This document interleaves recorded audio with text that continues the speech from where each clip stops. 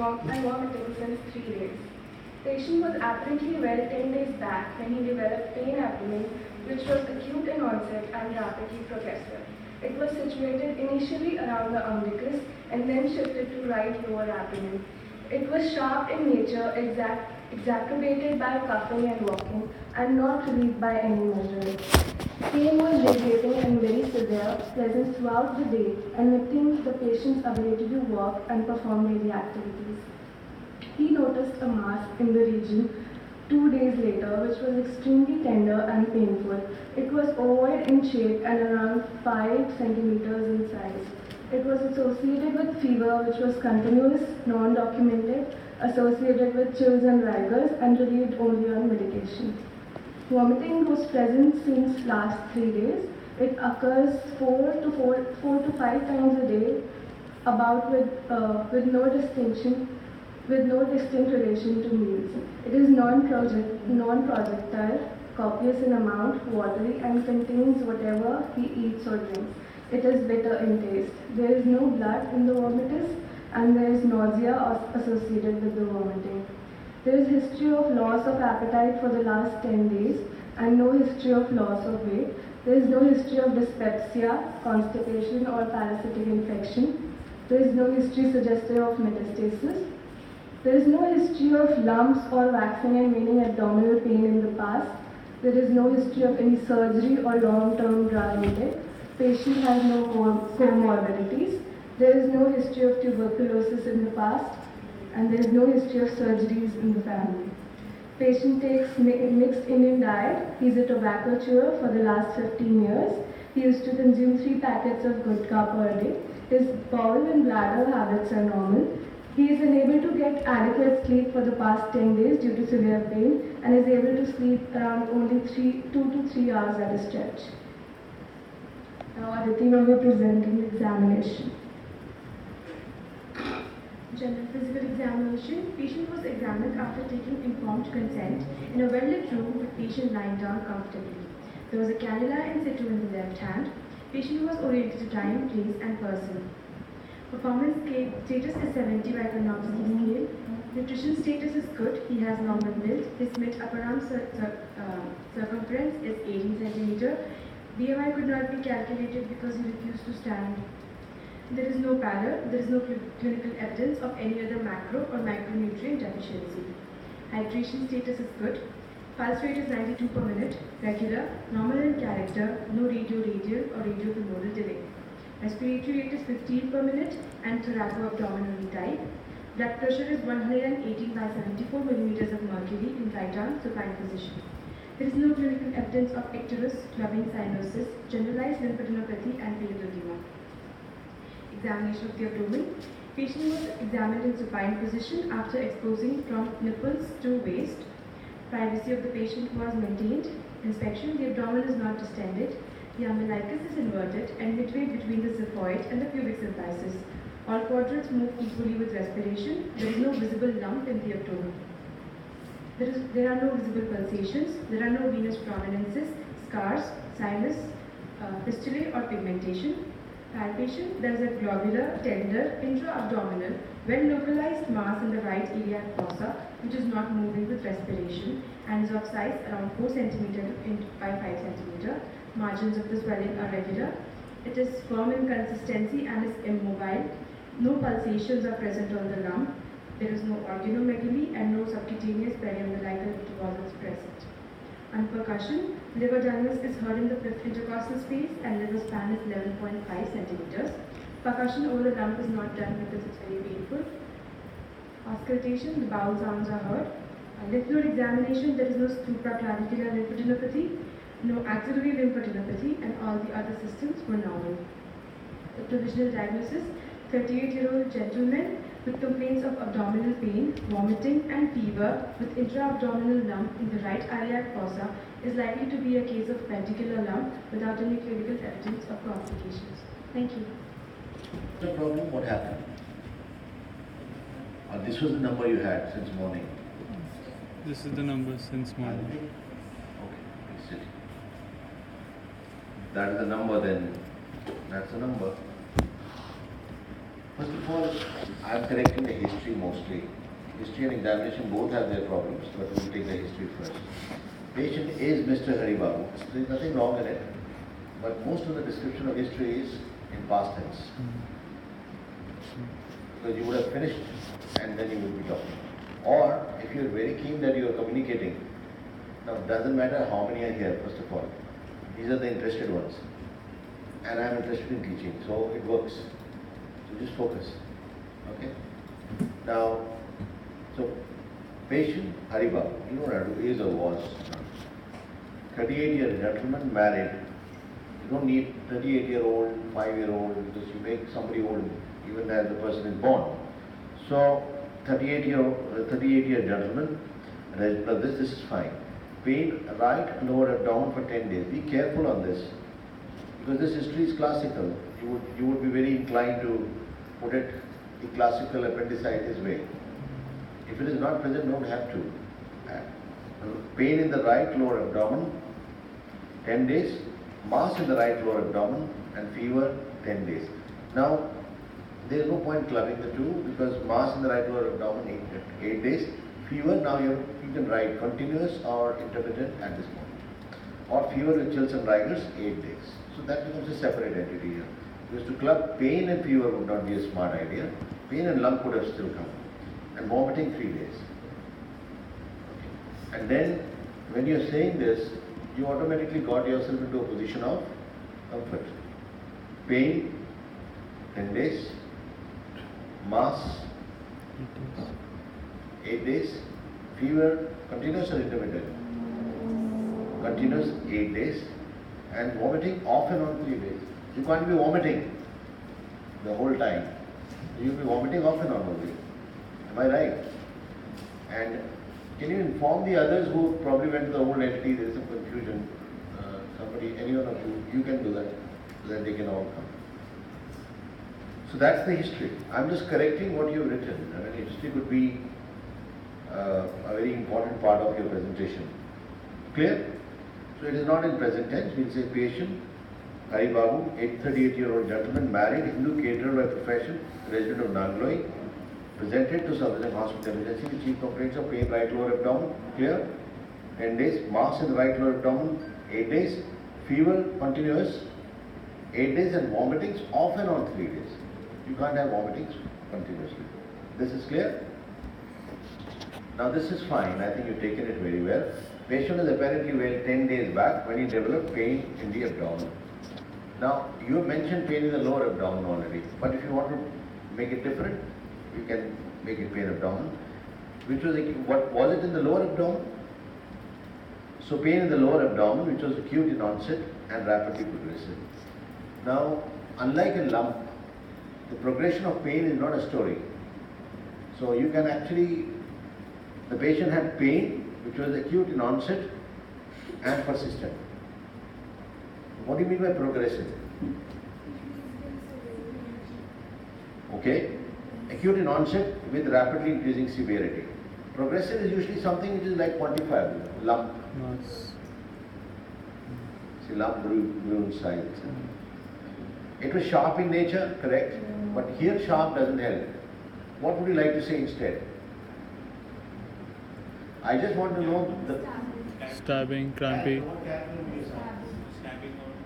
That sharp is stabbing. Crampy pain. Crampy.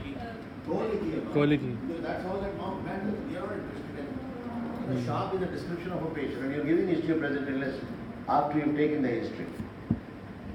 I'm once again telling you, anybody who has to come will come. You just focus on the numbers are less. That doesn't mean you start looking around. Okay, you inform them. Anybody coming? There was some confusion because there was a class there. Then you move. Is there a conference happening there? What did he say? Doesn't matter. We carry on. Huh? That's okay. You have done it. You inform. So acute in onset, rapidly. With increasing intensity, it was colicky in nature. Was it? How would you differentiate a colicky pain from a dull aching pain?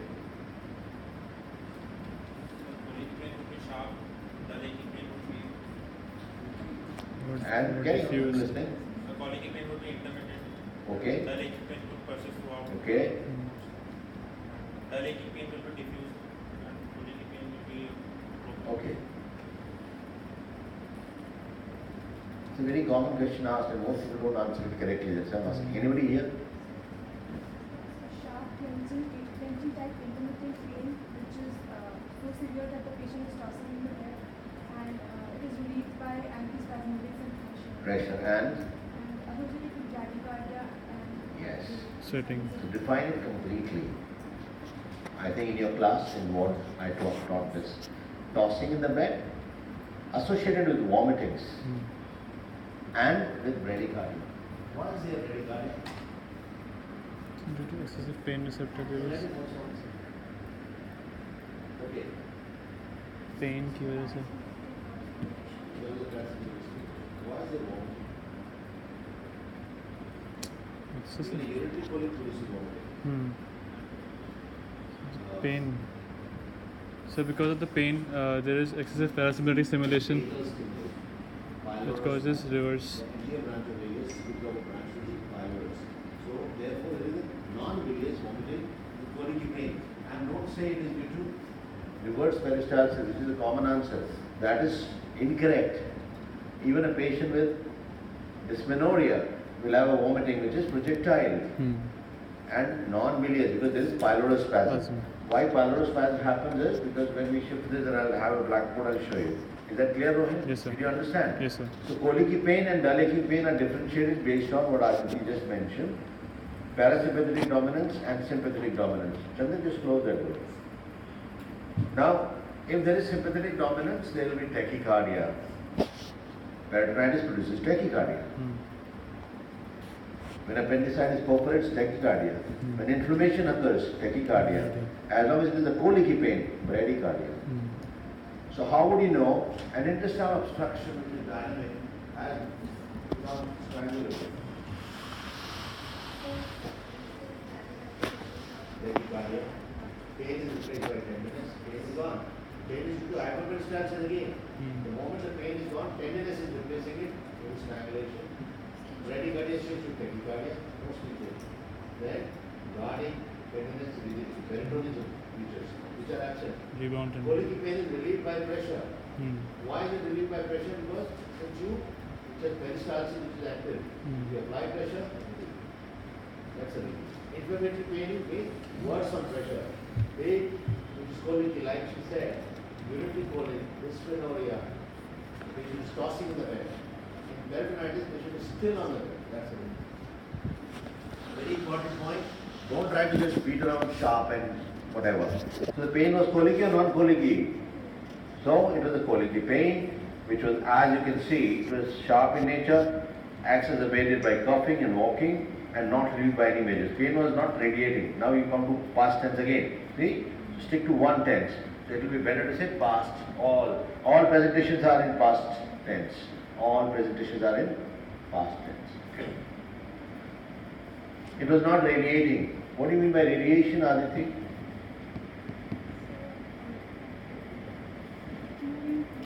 Snipper. So pain at the site other than the site of the organ that is affected. So how is the same as referred pain?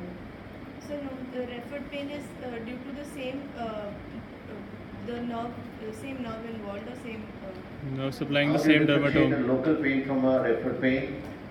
So, pain without tenderness is. Hey, Guru, give him a big round of applause. The simple answer to a complicated question. Please sit down. Referred pain and radiating pain are the same. Clear? It's just that referred would sound better. But radiating pain, the pain is persistent throughout that tract. Referred pain, it may not be present throughout the tract, it will be just there. Giving you an example. Where is the pain from appendicitis referred to? Oscar. What's the back? What's the right shoulder? And the Lower angular scapula. next one, appendicitis. Appendicitis pain is referred to right shoulder. Inferior angular scapula. Yes, umbilicus. Why? Cholecystitis is that. Why? Why? That's it. Usually the pain is very black. That's not referred pain. You're wrong there. It is shifting pain. Pain around umbilicus which shifts to right leg fossa in the classical appendicitis pain. Is it Shifting. Migratory pain. So this is the one.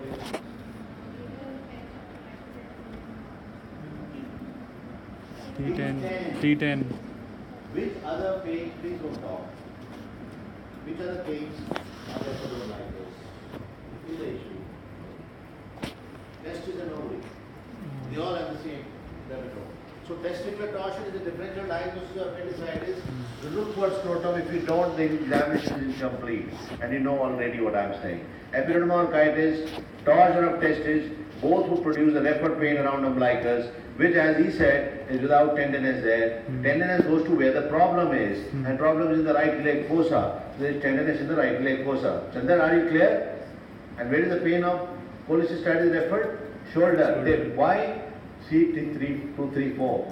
C34. So be clear on this. Where is the ovarian torsion pain shifted?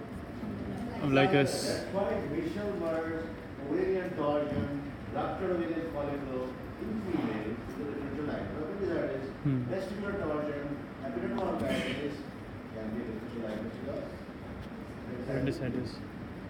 clear? Clear on that. Very severe, very, very severe and extremely severe. That's okay. Severe. Present throughout the day and limiting patient's ability to work, walking bent forward with support, basically was covering that area. So, he noticed a mass in the region 2 days later, which was extremely tender. He cannot talk about tenderness, so he'll talk about pain. Painful. Tenderness is your business, okay? Tenderness is a sign. Pain is a symptom. Is that clear? It was ovoid in shape. He cannot know what is an ovoid. If he knew it, he would be sitting in this class. And around 5 centimeters in size. You can say it was globular and 5 centimeters approximately in size. Was associated with fever, which was continuous, non-documented, with chills and dryness and relieved only on medication. This is fine. When do you get fever in appendicitis? There is perforation. Regular feature. Murphy's triad. Close the door. Pain, tenderness. Pain, tenderness on this. Who did I ask? Non-specific. Murphy's triad. No, you. What is Murphy's triad? So pain, tenderness and I asked you. मुझे पता नहीं उससे पूछा.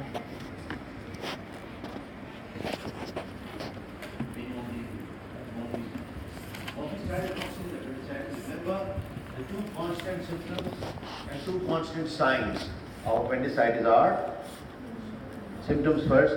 Anjali. Right abdominal pain, then Shifting pain, अभी बताया. Migratory Shifting pain. pain from umbilicus to right leg fossa. nausea, vomiting, anorexia. No, I asked only. I allowed you only two.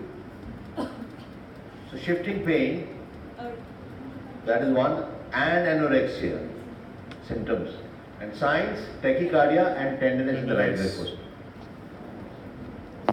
Now, when would the fever be high grade? When there is associated Peritonitis, abscess abscess. or perforation or peritonitis. Because appendix will be touching peritoneum and you'll have those signs which you talk about. Peritoneum is irritated. Is that clear? I'm teaching you appendicitis, appendicular lump and a right iliac fossa lump, all three. Pay attention, those who are missing are really missing. Vomiting present for the last 3 days. Is it off and on? Now describe this vomiting, it's very important for us. Sanjeev, tell us about this vomiting. Non-breathing child? Happened after how much time of taking leave? No problem. No distant relation, which is not related to meals. Otherwise it will be the same thing as gastric outlet obstruction vomiting. Right? Not related to meals. Third, what did it contain? Bilious or non-bilious?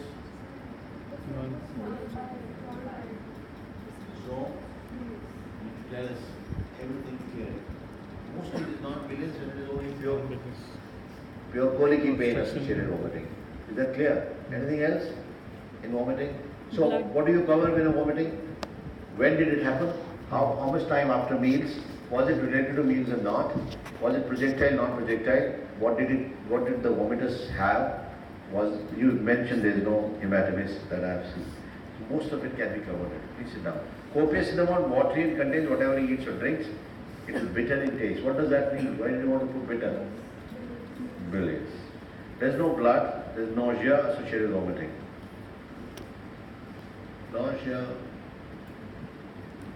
is associated with vomiting. Just before vomiting, there is nausea. The nausea is a separate symptom, won't be very relevant. Remember, appendicitis doesn't have a high grade fever. It may have no fever at all. That's why those two symptoms and signs that are saying don't have fever. Then there should be pain, anorexia. That's more. If a patient has good appetite, it's not appendicitis. There's no patient with appendicitis who has good appetite. Yeah? So we should be taking this very, very carefully. 4 to 5 times a day, no distinct relation to meals. Good. And you more or less covered this. There is a history of loss of appetite in the last 10 days. So there is a history of anorexia. It's positive. There is no history of loss of weight. How many days the patient has been ill? 10 days. So there is no history of loss of weight in general. But in 10 days, you're not giving enough time for it to lose. So that's not going to happen. So 10 days loss of weight would not be significant anyway. It would be significant if he loses all of it. There is no history of dyspepsia, no history of constipation or parasitic infection. Parasitic is infestation, it's never infection. Infection is bacterial or viral. Parasitic is? Infestation. Infestation. No history of metastasis, I like that. Altered sensorium, breathlessness, jaundice, backache and bone pains, etc.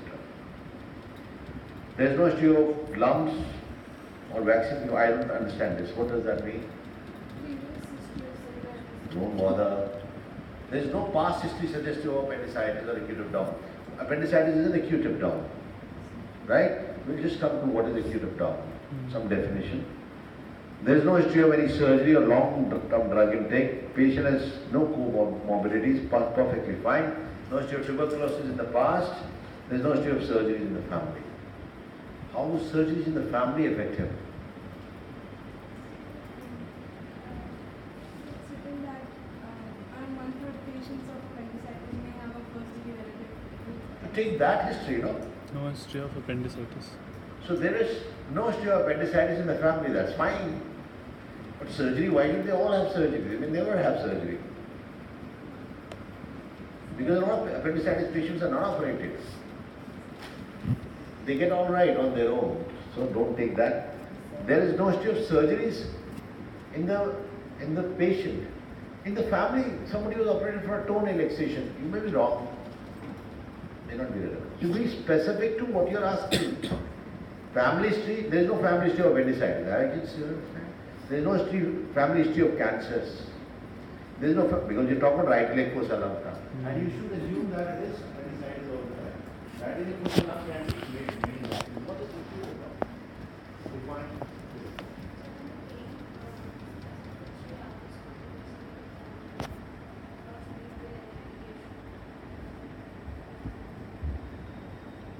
Present continuously for 3 hours in the abdomen.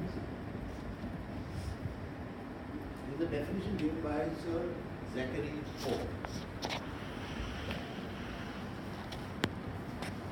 That's why there is a Pope Swas test when you read.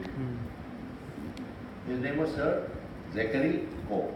Z-A-C-H-A-R-Y. Pope is C-O-P-E. Any pain abdomen of more than 6 hours duration and not relieved with the routine management is a case of surgical import. That's what is the word. So everything is not acute abdomen. I have given you the definition now. And most of the time acute abdomen would be actually acute. It's those 6 hours and beyond. Clear? Clear to all? Patient takes mixed Indian diet. He's a tobacco chewer, gutka philosopher. Please. Speak loudly. In the previous slide, in case of where we written previous history of lumps and vaccine and everything, if we replace it with no history of appendicitis, I am not even interested. When you says no history of lumps or waxing and waning of abdominal pain in the past. This makes no sense. Waxing or waning is a colic pain. Patient gives no history of acute abdomen in the past. That's what I'm trying to say. That terms is just specific. So, but if you write in the patient's language, Patient's language is to be he doesn't delivered by you. This is exactly the wrong thing that we carry about patient's language. You may have patient who tells you, right, pain, and there is a patient who would say, I have pain. There is nothing like patient's language. You have to put it across to me. In the patient's words would mean horrible history. I give often that example. Patient had gas in the tummy which rose up to the neck, came out to the nose, got out to the right ear. Now translate this, tell me. The answer is it's dyspepsia. So don't just get lost in it, we're wasting time. There's nothing there. And this looks very leading. There's no history of lumps, appendicular lump, or waxing and waning. Just now I told you, waxing and waning is colic pain. I think we are moving. Unable to take adequate sleep for the past 10 days, that's okay. Journal physical examination. So that's about history. Don't miss out the missing points in the history. Now I'll tell you, right? Those are not broadly. Missing points in the history. What is the history of belief? Belief. Does that indicate? That will indicate malignancy. History of passage of worms. Important. You are looking at what is the differential diagnosis there. Benign causes, malignant causes. Benign causes are inflammatory. Inflammatory can be acute and chronic. Acute is a particular lump or ovarian, Cyst. appendicular, whatever you call it, gynecological problem. Two ovarian mass, sanguinophrenitis, mitral merge. Okay, all this would be acute. Chronic tuberculosis. Tuberculosis. Inflammation I'm talking. Malignancy, cecal malignancy. Appendicular malignancy, never miss it. Codiasis. Carcinoid and adenocarcinoma both, which is common. Carcinoid. Adenocarcinoma.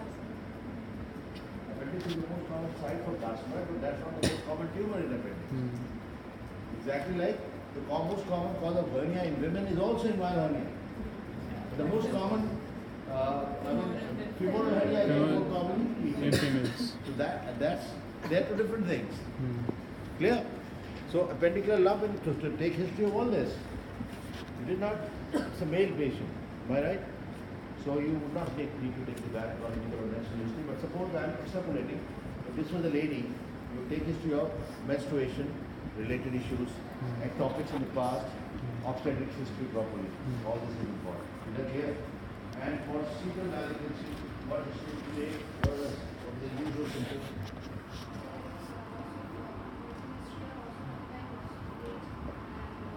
Inability to pass tubes, intestinal obstruction. Loads, right now. That's for stomach as well as for cecal. Lung, obstruction, anemia, anorexia, dyspepsia, which is early onset dyspepsia, and silent. Silent could be ascites or Severe. That's the another examination, lung is the right proposal.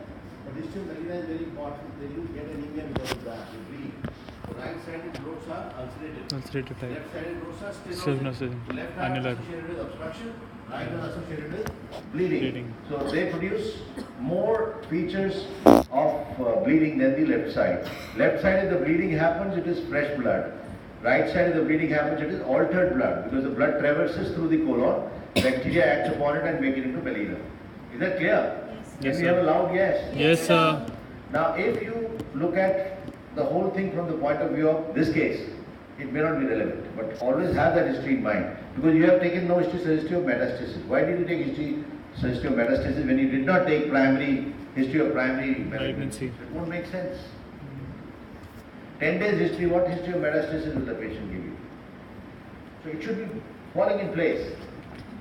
Now obviously my history is 10 days, lump has appeared, pain has appeared, it's an inflammatory process which is acute. The diagnosis is written on your history, but we are extrapolating to discuss. So take all these things into consideration. I need to speak loudly because everybody should hear. acute appendicitis can also occur as a consequence of appendicular carcinoma. It can, absolutely, I agree with you. So you need to take that history therefore. And It can happen due to carcinoma symptom. It can happen due to carcinoid also. The base of appendix gets blocked and you have the same obstructive region for appendicitis. That is true. We have to take history of primary tumor and Unless you take a history of primary tumor, Aditi, how are you going to take a history of metastasis? It's like you're talking about the leaves, but you're not talking about the stem and the root of a tree. It won't make sense. Please sit down.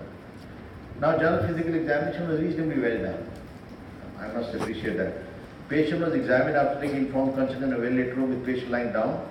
Whatever. There was a cannula in situ, everything is fine. Only to time, place, and person. Performance status 70, correct. Karnofsky, nutritional status good.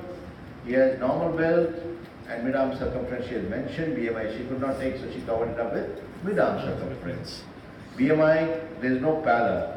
Now, is this patient malnourished or normally nourished? How? on account of micronutrient No. iron deficiency. Where is the iron deficiency? There is no pallor. Evidence. Patient has no anemia. There is no calcium. He is not I thought you have written. So, there is no clinical evidence of any micro or macronutrient deficiency. Very clearly written. In fact, very well done. Where did you look for the micronutrition deficiency? What did you look for? Geographic tongue. What is that? Anjali? Geographic tongue. Shape the Ball tongue. Ball. No follicles. smoothing of the tongue. Smoothing of the tongues. Bald is the same. Right? We invent the wheel. There is no clinical evidence of any macro or micronutrients. So you ruled out nutritional deficiency. Patient is preserved. And actually you're not surprised. It's a 10 days history for God's sake. Patient has no pallor. BMI is good, reasonable. Mid-arm circumference is reasonable. So, okay. Hydration status is good. It was an important finding here. We made it bold. I like that. Patient is vomiting, so you need to look for it. But still, you find hydration status is good. How do you explain that? So he's admitted and there is a cannula in situ. It's a very small question they are asked. They are basically asked to judge whether the candidate is, the student is alert and likely to become a doctor who is going to be alert also. Not the MCQ tiger, which is the problem. Pulse rate 92 per minute, regular, normal in character, no radio, etc., etc. This is fine. You mentioned there is no clinical evidence of. Sorry, how do you go back? It doesn't move. Previous.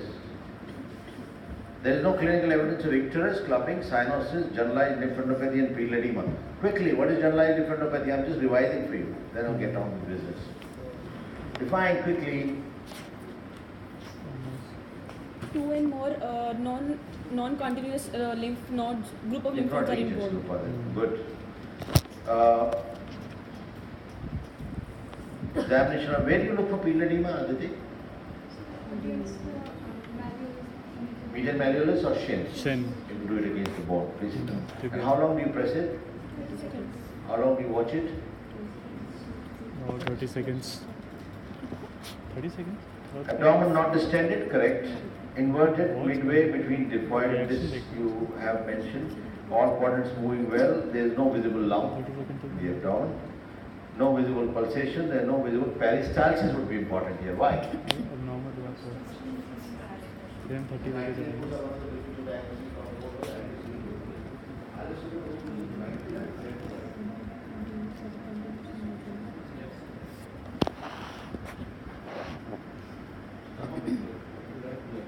Stop there. You will see going this. Go there and stop. Now, if you say movement is left to right, then peristalsis is obviously from left to right. How do you see it? What is the other way?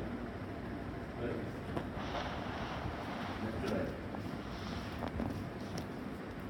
Globular, tender, intra-abdominal, well-localized mass in right iliac fossa, not moving with respiration.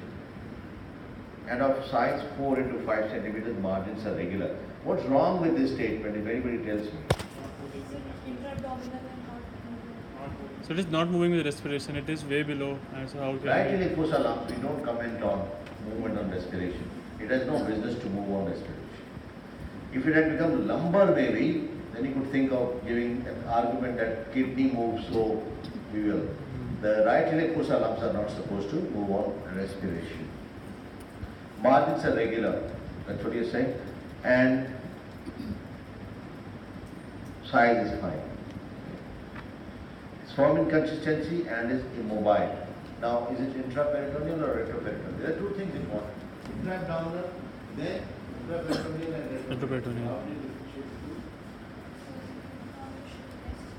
First of all, how do you find out intra-abdominal or retroperitoneal? In this case, you do leg reading, you do the leg learnings, not that for this connection above the mind. So like this. Not become more prominent in the right. So you found that it's intra-abdominal there.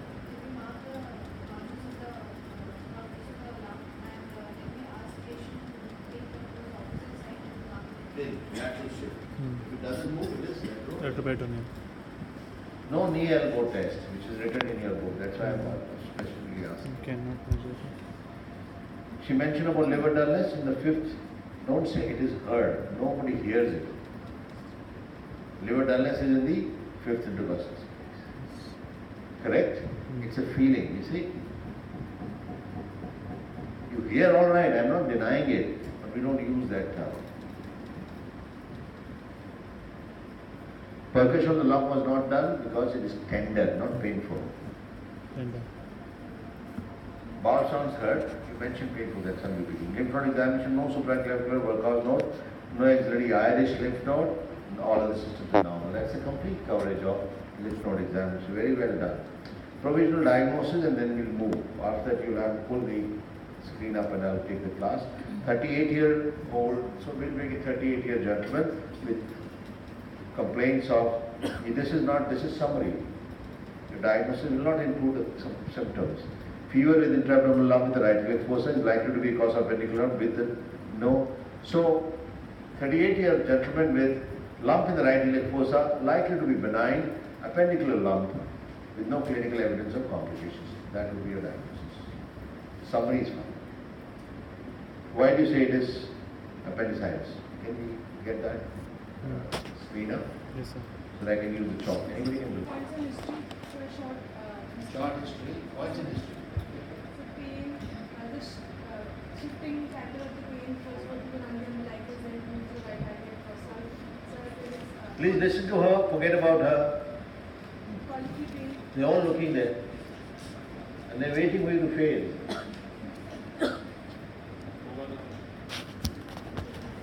Points in history, you started, yes. Short history. Short history, so the History of pain which was shifting. shifting pain, it's a fever.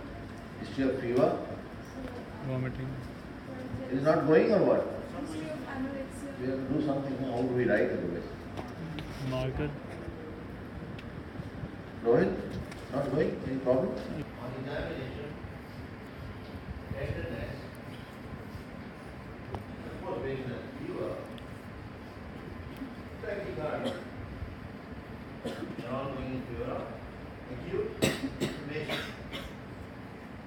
When you say acute inflammation, the most common cause is an appendicular pathology. We are here. What is missing in the examination is missing again. You have to examine the lower limb. In all patients with right iliac fossa lump. Yes, Here, sir. why? Because we look at it immediately. The differential diagnosis includes appendicular lump, psoas abscess, psoas pathology, lymph node sitting on the psoas. Any of these will produce psoas spasm, and patient will have fixed flexion deformity. Or, if it's a malignant lump, it could cause pressure on the neurological system, vessels, and produce visible changes in the limb. So, neurovascular deficit in the limb has to be mentioned. There is no neurovascular deficit. No examination of abdomen is complete without examining the spine, which is missing. I am just telling you what is missing. And there is nothing like an abdominal examination and no DRE, especially in appendicitis. What is the significance of DRE in appendicitis?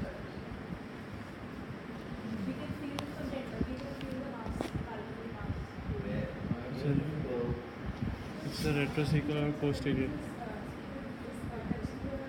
What is that type of appendix called? Pelvic. So you may have a pelvic. Pelvic appendix. Position of the appendix. Midline is sitting next to the ureter. There it produces UTI-like features, mesenteria, pyuria, UTI-like features, complete. Or it could be touching the rectum and produce spurious diarrhea. The mucus is being thrown. And it is here that a statement was given that if you don't put your finger into it, you have put your foot into it.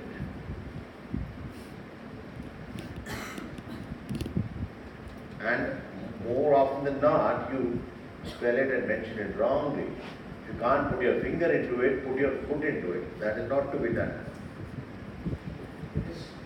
You have put your foot into it, means you have not stuck. You fail. It used to be such an important reason for failure of people. Now people have become milder because the investigation is available. So people don't insist on it. Pelvic appendicitis is diagnosed on DRE. You will find a lateral rectal wall tenderness. So if you don't put your finger into it, you have actually put your foot into it. That's what it means. So that examination would be necessary. Yeah. Now we have looked at it as an inflammatory pathology. I told you actually quickly classifying that. Right leg fossa usually inflammatory or it can be malignant. Inflammatory can be acute, chronic. Malignancy can be of the cecum, appendix. Mucinous carcinoma and carcinoma. Acute inflammation is usually appendicular lump. Feculate. Or it could be a tubo-ovarian mass. Salpingo-nephritis. Mitchell Merz. What is Mitchell Merz? Sanjeevani? No idea? You're worried about the Dutch lab? That's where it happens. During ovulation. Yes, yeah. Please answer, no problem. Mid cycle. During ovulation, there is rupture of the follicle because of physical So the ruptured follicle produces blood to leak. Patient has acute pain, which is again, like I said, ovarian pain is referred to the umbilicus, and which gets localized to the right leg fossa, and there is tenderness because of blood irritating the peritoneum. Clear now? That's Mitchell Merz. Clear? Yes or no? Yes, sir. Why are you looking like as if you knew something else? This is it. Please sit down. And now it is funny. You don't know about Mitchell Merz? There is a problem. You're not reading. So I have told you, understand it now quickly. Any ovarian follicle that ruptures would have pain around umbilicus getting localized to right leg fossa. Therefore, in any lady who comes with suspected diagnosis of appendicitis, do take the history of menstrual period. Menstrual history is very, very important. That's why I was mentioning. Mid-cycle pain due to rupture of ovarian follicles. Classically associated with tenderness also. You'll have all the features of appendicitis. Clear? Third, what I told you was ovarian mass. Then we have classical discharge, fever with evening rise of temperature, tuberculosis can Or you can have ileocecal tuberculosis. Why is it not ileocecal tuberculosis, Aditi? Points in history, points in examination. That's how that's the deal. So, short history. No history of constitutional symptoms. No features of obstruction. Nighttime fever. And sweating. These are classical features in history. On examination, any difference in the lung? No, smaller size lung. Larger would have produced an obstruction. Not receding. This is a receding size lung. Okay. But it's firm in consistency. Sorry? You may have visible peristalsis. You may have visible peristalsis. You may have ascites. Because what are the types of abdominal tuberculosis?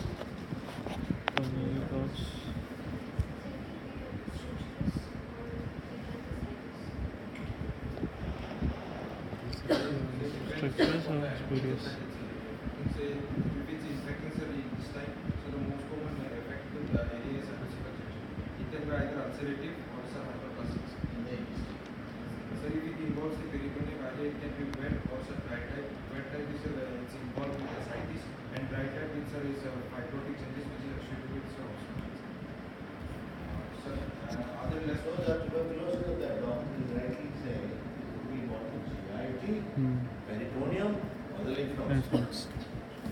What is miscellaneous? Kidneys, bladder, uterus, tubes. But classically, it's dry and wet. Dry is fibrotic, wet is ascitic. So there is ascites, usually they are mixed. If dry is predominant, then produce strictures, which will have features of obstruction. That's in the intestine, hyperplastic type. The other is called ulcerative type. You see ulcerative type most commonly in those patients where the fibrosis is limited. That is immunocompromised individuals. So HIV related tuberculosis of the intestine will be ulcerative. Like an ulcerative appendicitis also, cadaral type in children and immunocompromised individuals. Otherwise it's always obstructive. Obstructive is associated with acute pain. Cadaral itself. Why don't children get appendicitis usually?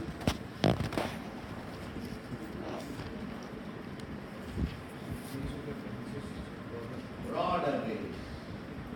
The obstruction is not found. Children don't get appendicitis easily. When they get it, it's a bad one. They perforate. Why do they perforate more commonly? Momentum is short and appendicular artery is also short. What is a bib? In children is an apron in adults. Yes. So if there is an appendicitis which is rare in children because of, like I said, appendix develops as an appendage, so it will be broad. The base is so broad that the obstruction may not happen. Therefore it's not so common in children. But when it happens, in children and elderly, bad prognosis. Third one, pregnancy. In pregnancy, it is a bad prognosis because you can't make a diagnosis early. Why you can't make a diagnosis early in pregnancy? So there is a fetus.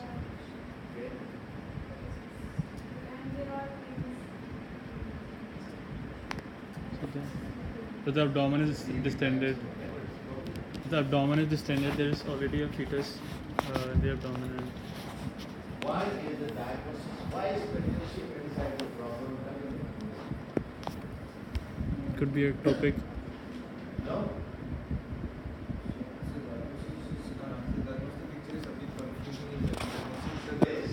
When the uterus occupies this position, you watch it, cecum keeps getting pushed up. The locations, one thing, two properties, don't talk to each other. I know you don't know, so I'll tell you. So one is in pregnancy, the gravid uterus pushes the appendix up. Upwards. So the pain is not in the right leg fossa, it's higher. Number two, momentum cannot reach the appendix easily, it has to go over the hill. So it won't be able to clog it, it will perforate. And thirdly, you have to differentiate it from uterine pains, which is what you have to. How will you differentiate it from uterine pains? Aditi?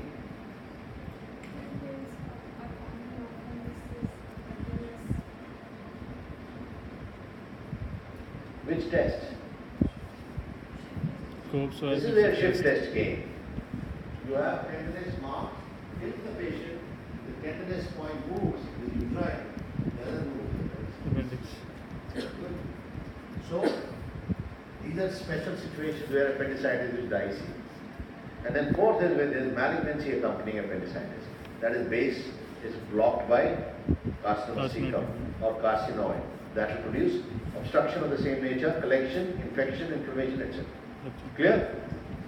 Now then comes the close anyway. Now, so we have talked about the various possibilities. One quick word about inflammatory, acute, appendicular, or visual murder, or salpingoparesis, chronic pneumomas, or yeah, that's how you will understand and be able to place it in a benign case. Malignancy, suppose the history was 1 year. I'm just making it into a right wing fossa discussion. Then you take the history of melena. Lump would be harder. Patient would be losing weight. I've given you the pneumonia notes here. Notes is the same pneumonia that you use for stomach. Loss of appetite. Lung, Obstruction. anemia, asthenia, anorexia, dyspepsia, and Silent. Is speaking to workouts, which you mentioned, Irish node, or sideways, or Krukenberg's tumor. Local tumor. What is Krukenberg's tumor? That is seen in women. Women. Where ovary is fertile and active, it goes and deposits there. It's taken as M1 disease by some. Some people feel it's not M1. They feel that it's lymphatics that take it there. So there is a controversy. Clear? But that will be taken as an M1 disease. In a malignant case, the presentation will change. Most things you covered, but you should never miss the lower limb. Differential diagnosis of the right limb was a number we started with sting, parietal cells, fibromas, etc. They will destroy it, which is involving the wall usually, and it's a borderline malignancy. Then you go deeper, you have the viscera. We've talked about that. Carcinoma cecum, ileocecal tuberculosis, carcinoma of the appendix, carcinoma tumor, and then go behind, retroperitoneal sarcoma, or involved into the lymph nodes, retroperitoneal lymphoma. All this is a differential diagnosis. Therefore, examination of the lower limb, examination of the spine and lymph nodes becomes mandate. Clear? Clear to all? Yes, sir. So that's how you approach a right venous fossa lung. This is an acute one. The story is written on the case. It's very simple. You have a lump here, which is then preceded by classic literature appendicitis in a young grade who is getting better. Think of appendicular lung. What all is a part of appendicular lung?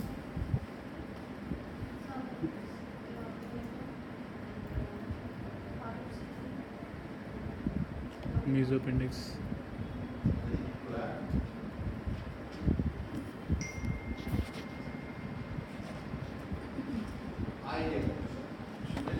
Ileum. So, appendix, momentum, ileum, almost anything that is present there.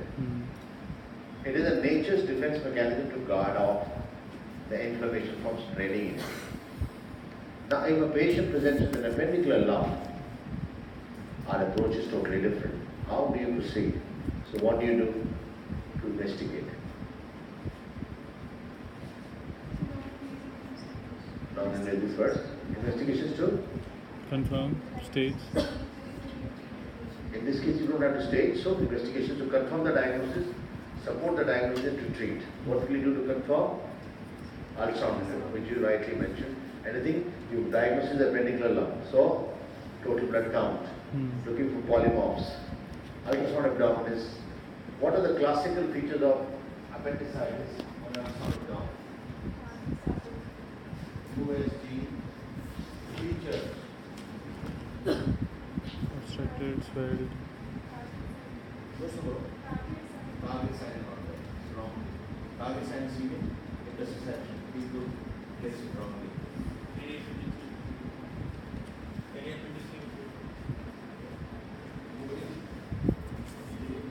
Scientists, thick walls.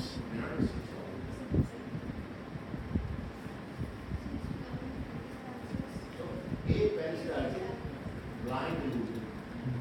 Obstructed loop. Very efficient. So, next, you can see block and water. Wall will be Thickened. double circle sign. What is that?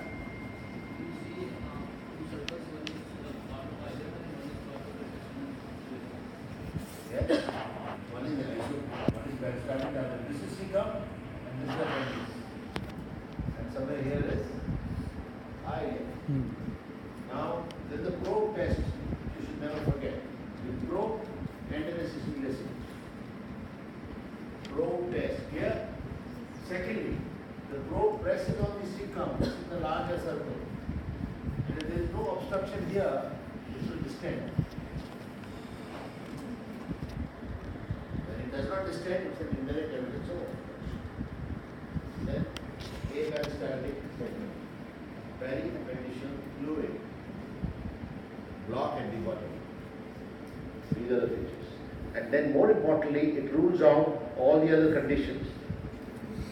That is tuberculosis, very common in children, right here to subacute mesenteric lymphadenopathitis. is a very high grade fever. High grade fever. Glucocytosis. They have these lymph nodes in the vein. There are some big cells. They will manage conservatively. Clear? The management of malignancy, if this was malignancy, what would we do? Tell that quickly. So after ultrasound, you proceed with the diagnosis to make with a colonoscopy, do a biopsy. What do you do to stage? How do you stage it? What is Duke's ABC?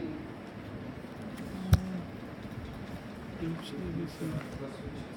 Depends on the depth of the patient. So the class A is involved only the mucosa. So B is it penetrates the mucosa. Up to serosa, beyond serosa, I see. This is common. There is another one as well, but what is more common is what is TNM. Read about it. You don't have time. Okay? I'm just extrapolating. So do staging using TNM and CT scan is the investigation of choice. Once you've done colonoscopy, CT scan, you find out whether it is a resectable tumor or not. If it is resectable,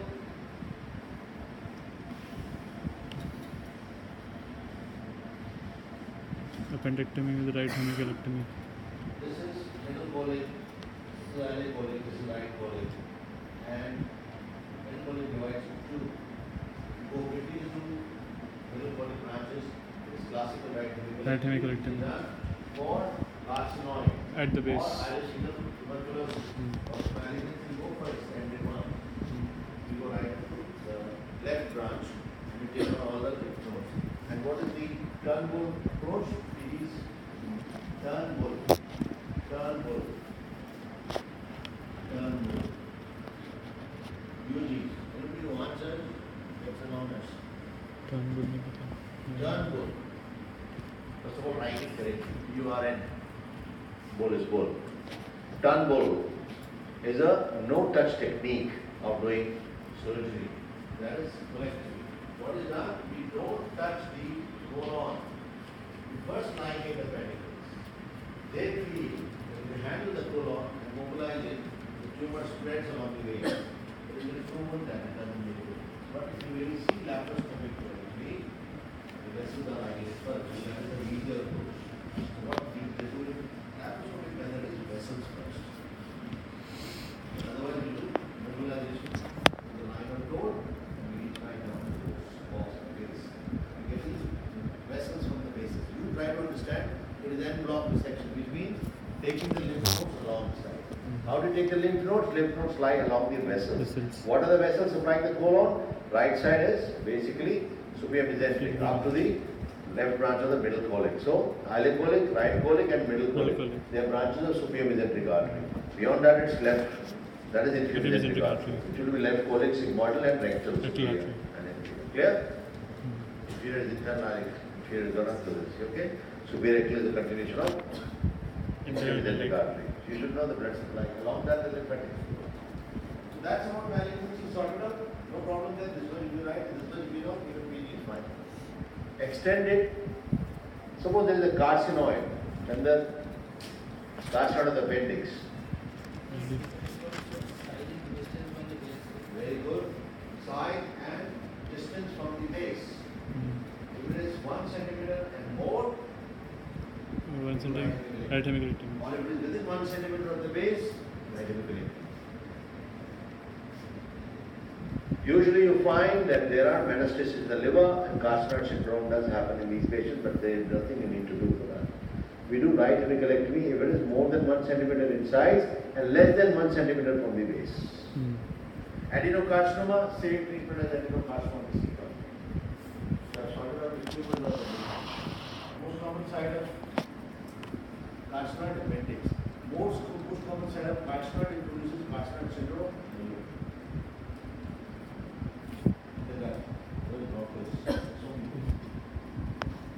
Okay, so we are left then with ileocecal tuberculosis and acute, that is appendicular. If it was ileocecal tuberculosis, what more investigation you would do? I think none. Ultrasound, you will find ascites, you tap that. Ascitic tap. After the concentration is set for. CB nat. Secondly, you can do what is called, even here you can do colonoscopy. laparoscopic biopsy is a lot of false negative tuberculosis. Why? Why are they false negative tuberculosis? Anything else? Other flora. Yeah, tubercles are in the stomach. The alligator possum cannot take the stomach. It just takes the Mucosa. They like to miss it with the deeper. And therefore, they can be missed. Tuberculosis is missed many times. And therefore, based on CT findings, you can do the surgery. If you do a variable and follow through, which is written in your books, you get what is called cecum pulled up sign. The cecum gets pulled up. Due to structure The formation. angle between hilum and cecum becomes obtuse. Obtuse. Of this angle. The angle is obtuse, it is Crohn's disease. Obtuse? Crohn's.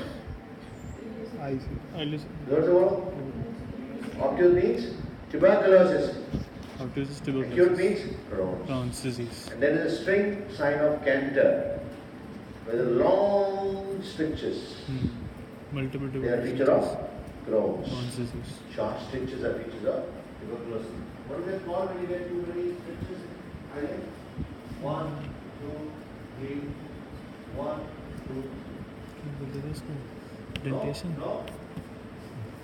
Dentate. Multiple napkins. Napkin appearance. String sign of Cantor. Acute, elliptical angle. Crohn's. Obtuse angle. Shorter Tuberculosis. strictures, napkin sign. Tuberculosis. Biopsy, 50-50. Treatment, totally different. Crohn's, steroids. Tuberculosis, if you give steroid, you will kill the patient. Because that will ATT. make it permanent. Clear? Now we're down to appendicular lump finally. And we'll finish in no time. Appendicular lump has a characteristic diffuse border. It is usually retroperitoneal. Why does it move much? It's stuck, no? It's stuck. Cecum is stuck. One third of the cecum is retroperitoneal. But importantly, tubercular, the appendicular axis then it forms walls of Least resistance. It's called a mass, that's why I didn't mind when you said it. It's a diffuse thing, it's not a mobile now. Iliacal tuberculosis sometimes you may get slightly mobile, some mobility. Mesenteric lymph nodes, you may get mobility. What kind of mobility you will get current in mesenteric lymph nodes? No? Oblique. Anything in mesentery, what kind of a movement you will get? Transverse. At right angles to the attachment of mesentery. What is the attachment of mesentery? Right angle with attachment mesentery. So we transverse over. This right signaling tracks from the entry. At right angles, movement of anything mesenteric lump, mesenteric cyst, mesenteric lymph node, etc. would be at Right angles. So always describe that mobility when it is present. I mean, when the mobility is present, say that it's not at right angles, to exclude this. Clear? Yes, sir. Yes. So now you got a clear-cut diagnosis of appendicular lump. All agree? Yes, sir. I did not mention about, I discussed with you, if you want to, I can see also some people in the whole class. CEA, the markers, metastatic workup, everything will have to be done. CSC And then you will treat them based on what you get. Surgery and adjuvant chemotherapy. What are the adjuvant routines? What is small forms?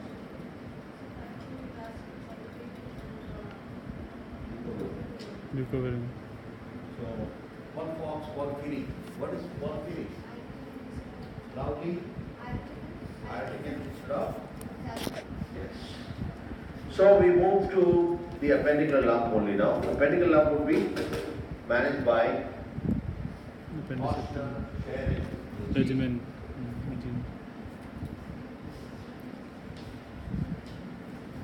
Resuscitation से regimen. क्या होती है fluid therapy इसमें? That's spelling. Optional slide. Optional sharing regime is not a conservative treatment. Wrongly called conservative treatment. What is this treatment? So resuscitation. What is an expected treatment? So So conservative management by a surgeon is expectant treatment, which means patient would lie in a surgical ward. Sir, when would you abandon non-operative treatment in a appendicular lump? Answer 1, 2, 3, problem. So first and foremost, so patient is tachycardia will not set. Symptomatically, patient is not getting better. Not just tachycardia. Symptomatically, patient is not getting better. Persistent side effects. Sir, and sir, patient is persistently having some high grade fever. Symptoms. Next. Size is increasing.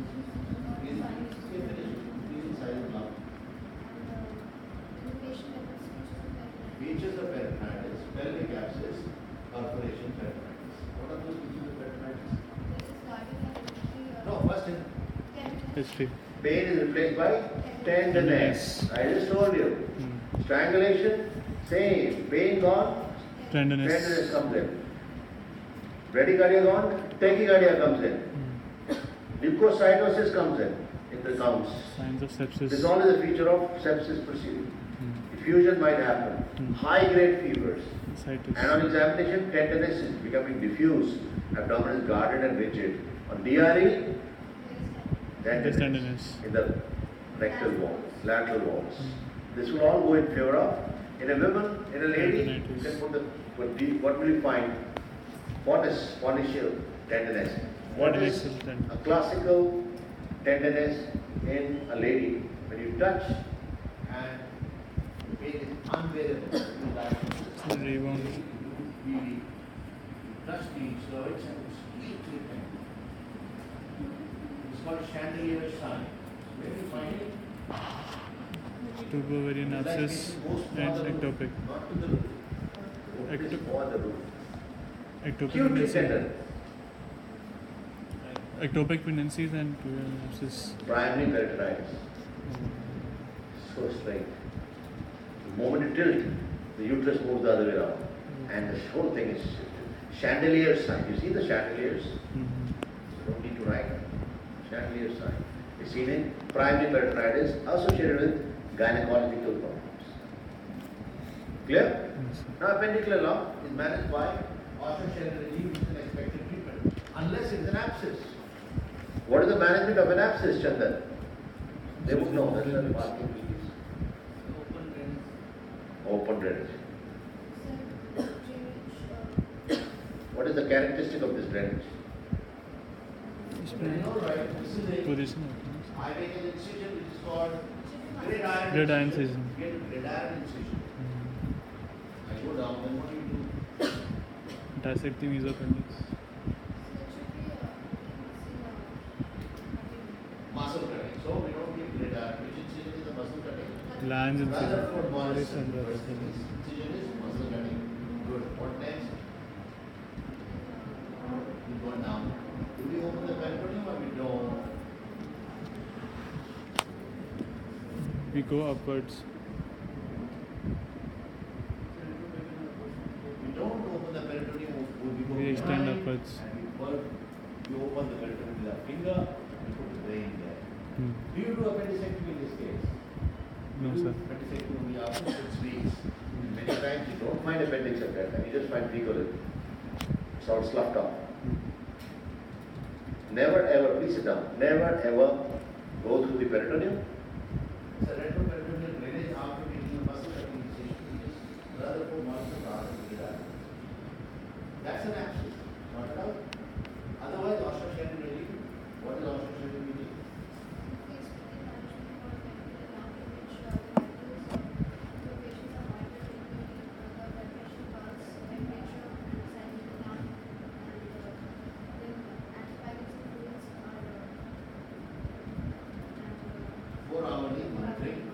Fluids FOS, then freedom from pain, 4-hourly examination, and not frequent examination, because there is feel that lump tends to get disturbed and the patient has pain. And then when you abandon osteochondrosis, patient getting better. That's one, lump is just reduced in size. What is the first symptom of recovery of patient of appendicitis? Tenderness. I told you, first to go, Pain from tenderness. Loss of appetite. Appetite is gone first, recovery of appetite. Appetite first. You ask patient, you are getting hungry, he says yes, good. Lump, reducing in size. Size. Abandon, send the patient away. The other places where, when you ask the question, when do you abandon? In complications also you abandon. It's not always for good that you have to abandon it, for bad also. And incision, as they rightly mentioned, is open drainage, muscle cutting incision, retroperitoneal approach, that's the end of it. Clear? And no appendicectomy. What antibiotics are used? We are expecting colonic bacteria. So, cover up for third generation cephalosporins and metronidazole. Cover up for anaerobes. Clear? Any questions? How will you differentiate an appendicular lump and sealed ideal perforation? That's a good question. One of the differential diagnosis of appendicular perforation, appendicitis, is entering perforation. You'll be surprised how. I'll give both. The other differential diagnosis is duodenal ulcer perforation. So, what do you do when you open up and you find an appendix is white, and lily appendix is called white, lily white appendix, which is normal. There used to be an old phrase: if you don't take out 20 normal appendices, you have not done 100. So a lot of people take the 21st. That's not correct. This is basically to indicate that if you do enough, you'll find negative appendicectomy. The most common candidates are women, not men. And I given the reason. Now coming to your question, if it is perforation, we have opened up, we are doing surgery, it doesn't matter. But in duodenal ulcer perforation, your incision is low. If you find that the contents are bilious, you should change it into a midline incision. You should have investigated better. There are only 60% duodenal ulcer perforation patients where you see gas in the duodenal ulcer. You may not see all. You may have features of vagina. What are the incisions of appendicectomy? Muscle splitting with iron and Retirement and legs. That is Transverse incision. Muscle splitting. Rutherford Morrison. why would you retirement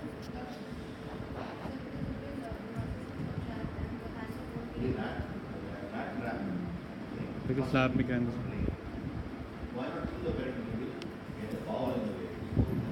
Must collect behind. Just put brain there. You put it in. You put in this brain. Fecal matter is coming. That's the time you start suspecting the problem. You will differentiate it because appendix will be normal and there will be content of the bowel. But they have to differentiate. As long as you are operating, there is no problem. If you have a patient with entering perforation with a right iliac fossa lump, the condition patient will be very sick. There will be history of preceding fever for some time, and patient would have gas into the right lobe of diaphragm. Appendicular perforation does not produce gas into the diaphragm. Any other question? Chandan, any question? Shruti, any question? Anybody? Go ahead. Clear? So that's about a right iliac fossa lump. I covered up cecal malignancy just to get that extra thing for you. But by and large, this is a short history. Appendicular lump is almost always given in the exam. And you add this or the classical case. They presented well, give them a big round of applause. And we'll catch up on somebody else. You've seen that case?